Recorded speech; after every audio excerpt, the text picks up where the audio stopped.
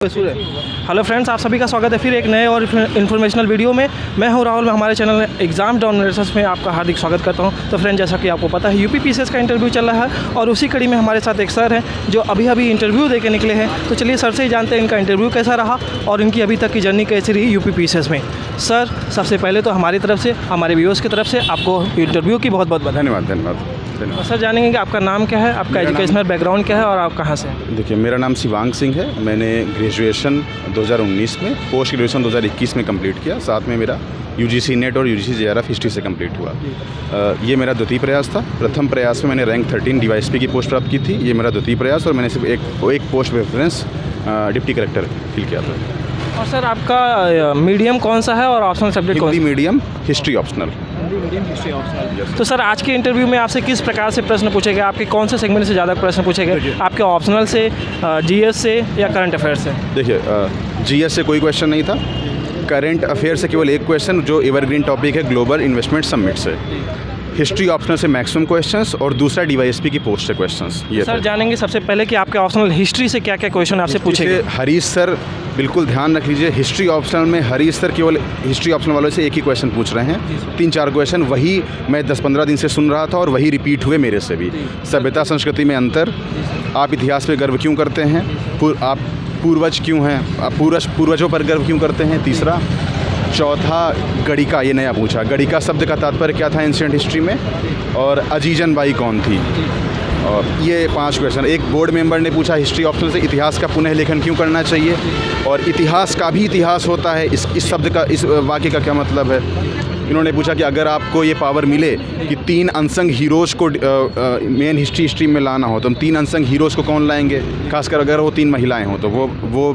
और सर, आपके जॉब से, डीवाईएसपी से किस प्रकार से प्रश्न पूछे गए? चूँकि डीवाईएसपी का पोस्ट का सिलेक्शन हुआ, अभी ट्रेनिंग नहीं स्टार्ट हुई है, तो बहुत डीप तो नहीं गए, बट सिचुएशन दी कि अगर आप एक गांव में 2 लोगों के बीच में लड़ाई झगड़ा हुआ, अगर आप डीवाईएसपी हैं तो आप थाना इंचार्ज को क्या सलाह देंगे, ये पूछा बस। और सर, करंट अफेयर्स से आपसे किस प्रकार के प्रश्न? कुछ भी नहीं, करंट अफेयर्स केवल ग्लोबल इन्वेस्टमेंट समिट।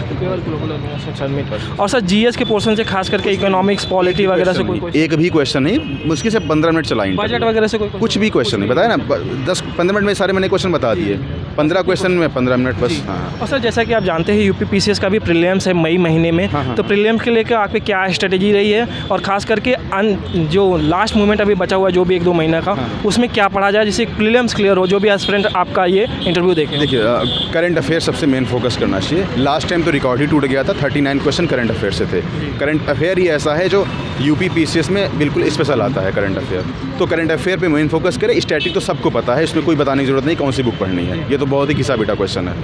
और सर, करंट अफेयर्स आपने बता दिया, खास करके हिंदी मीडियम में होता है कि सीसेट में भी बहुत सारे बच्चे लैग करते हैं, फेल होते हैं, तो उसके लिए आपकी क्या स्ट्रेटेजी रही है और लोगों को क्या सजेस्ट करेंगे? यूपी पीसीएस में सीसेट को क्लियर करने के लिए आप जो हिंदी है, जनरल हिंदी, वो यूपी पीसीएस मेंस में मार्क्स उसके जुड़ते हैं।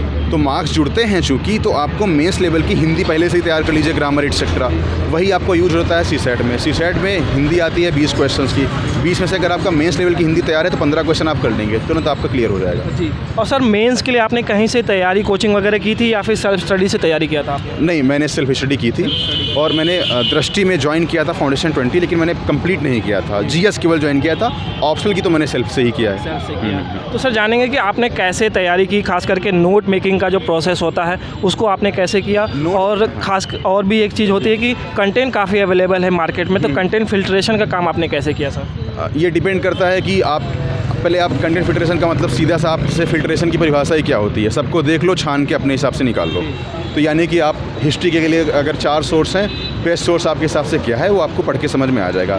अगर मेरी हिसाब से सोचे तो मैंने तो मणिकांत सर के नोट्स पढ़े थे ऐसा करके हिस्ट्री का, और दृष्टि का मटेरियल था तो मैंने वो फॉलो किया था। और सर, और जीएस के पोर्शन जैसे एथिक्स वगैरह हो गया, खास करके एथिक्स में काफ़ी लोगों को प्रॉब्लम होती है। मैंने कोचिंग की है ना, कोचिंग की है तो मैंने इधर उधर मैं भटका ही नहीं हूँ। कोचिंग की तो उसके सारे नोट्स मिल ही जाते हैं। ओके। और सर, जैसा कि अगर कोई नया एस्पिरेंट इस तैयारी में अगर आना चाहे तो उसे किस लेवल से स्टार्ट करना चाहिए, बेसिक चीज़ें क्या पढ़नी चाहिए, ताकि जब भी वो कहीं कोचिंग वगैरह ज्वाइन करे या सेल्फ स्टडी से भी तैयारी करे तो उसे चीज़ें बेहतरीन तरीके से समझ में आए? डिपेंड करता है कि वो जो न्यू कमर है वो किस बैकग्राउंड से है, साइंस बैकग्राउंड से है, आर्ट साइड से है, किस से है। अगर मान लेते हैं कि वो जो न्यू कमर है वो यहाँ आते ही उसको बिल्कुल ग्रेजुएशन का नॉलेज नहीं है, तो उसको एनसीईआरटी पढ़नी चाहिए। अगर ग्रेजुएशन उसने ठीक से किया तो एनसीईआरटी मत पढ़े, सीधे रेफरेंस बुक में आ जाए, यही करना चाहिए। और सर इस तैयारी में काफ़ी बार ऐसा होता है कि लो फेसेस आते हैं जब एग्ज़ाम्स नहीं निकलते खास करके, तो उस दौरान आपने क्या किया और जो भी हमारे व्यूअर्स देखेंगे उनको क्या सजेस्ट करेंगे आप?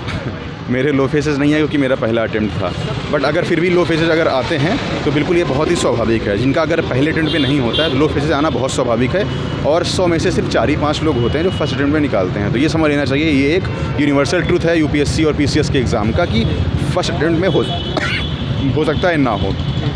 उसके लिए बेस्ट तरीका है कि स्ट्रेटजी ठीक से बनाएं, ठीक से इम्प्लीमेंट करें और ज़्यादा से ज़्यादा पढ़ें और कंटिन्यूटी रखें। और सर जैसा कि ऑप्शनल सब्जेक्ट हटा है यूपी पीसीएस से, तो उससे आप किस तरीके से देखते हैं और उस पर क्या आपकी राय है? पॉजिटिव राय है, बहुत अच्छा हुआ है ऑप्शनल, क्योंकि अगर आप यूपी में प्रशासक बनना चाहते हैं तो फिर प्रशासन की जानकारी होनी ज़रूरी है। इसी मुद्दे को ध्यान में रखते हुए अगर इंटरव्यू पैनल में क्वेश्चन पूछते हैं इस पर, तो सिर्फ यही जवाब देना है कि यूपी के प्रशासक बनने के लिए यूपी के प्रशासन का नॉलेज होना ज़रूरी है। इसी मुद्दे को ध्यान में रखते हुए ये प्रक्रिया अपनाई गई है। और सर मैं जानना चाहूँगा कि आंसर राइटिंग कब से करनी चाहिए, खास करके ऑथेंटिक आंसर राइटिंग के लिए क्या चीज़ें ऐड ऑन करनी चाहिए जिससे अन्य कंपटीटर जो भी एग्ज़ाम दे रहे हैं उनसे हमारा आंसर बेहतरीन हो? आंसर राइटिंग तभी करनी चाहिए जब आपको लगे कि सिलेबस आपका कंप्लीट हो गया है, सब्जेक्ट आपको अच्छा आता है, आप लिख सकते हैं, तभी आंसर राइटिंग शुरू कर देना। और सर आंसर राइटिंग कब से करनी चाहिए, प्रीटी के पहले से या पीटी के बाद? पहले से भी और बाद से भी, हर तरह के लोग हैं। देखिए लक्ष्य एक है, 1000 से भी ज़्यादा रास्ते हैं।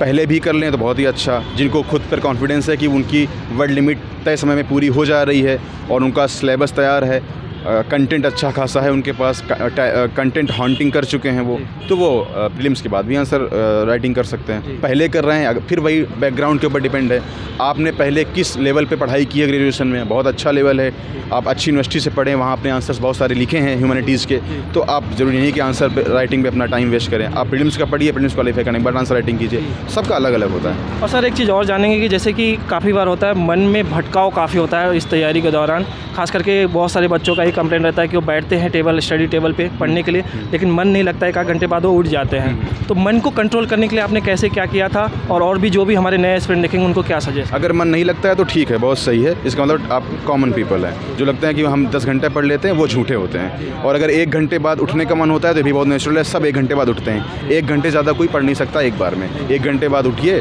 थोड़ा बहुत आप 5-10 मिनट को एंटरटेनमेंट का माध्यम यूज कर सकते हैं, या फिर सिर्फ पानी पी करके इधर उधर टहल सकते हैं। ये 2 चीज़ें करके फिर से आप पढ़ने बैठ जाइए। 1 घंटे बाद मन का उबना बहुत ही स्वाभाविक है, सबके साथ होता है जी। और सर आपका डेली का क्या शेड्यूल रहता था, कैसे आप पढ़ाई करते थे, खास करके रिवीजन को लेके आपका क्या शेड्यूल रहा है? क्या शेड्यूल मतलब नहीं समझा मैं। मतलब सर डेली आप कैसे पढ़ते थे और रिवाइज कैसे करते थे? आप मंथली करते थे, वीकली करते थे, या फिर पर डे करते थे? मैं पर डे नहीं, ना तो मंथली, टाइम के हिसाब से मैं रिवीजन कभी नहीं करता हूँ। कोई सब्जेक्ट उठाया मैंने, सब्जेक्ट कवर हो गया, उसके बाद रिवीजन, चाहे वो 1 महीने में कवर हो या 1 हफ्ते में। हो सकता है कोई सब्जेक्ट इतना आसान हो कि 1 हफ्ते में कवर हो जाए, 1 दिन में भी कवर हो सकता है। जैसे कि एथिक्स मेरा 3 दिन में कवर हो जाता है, तो मैं 3 दिन बाद रिवाइज करता हूँ। डिपेंड करता है कि कितने ड्यूरेशन में ख़त्म हुआ है। ड्यूरेशन मैटर नहीं करता है, सब्जेक्ट का कंप्लीट होना मैटर करता है। तो सर आपने अपना कीमती वक्त दिया, उसके लिए बहुत बहुत धन्यवाद, और आपका किसी बड़े पद पर इस बार चयन हो उसके लिए धन्यवाद। Thank you friends. इसी प्रकार की इन्फॉर्मेशनल और मोटिवेशनल वीडियो पाने के लिए हमारे साथ हमारे चैनल पर बने रहें। Thank you.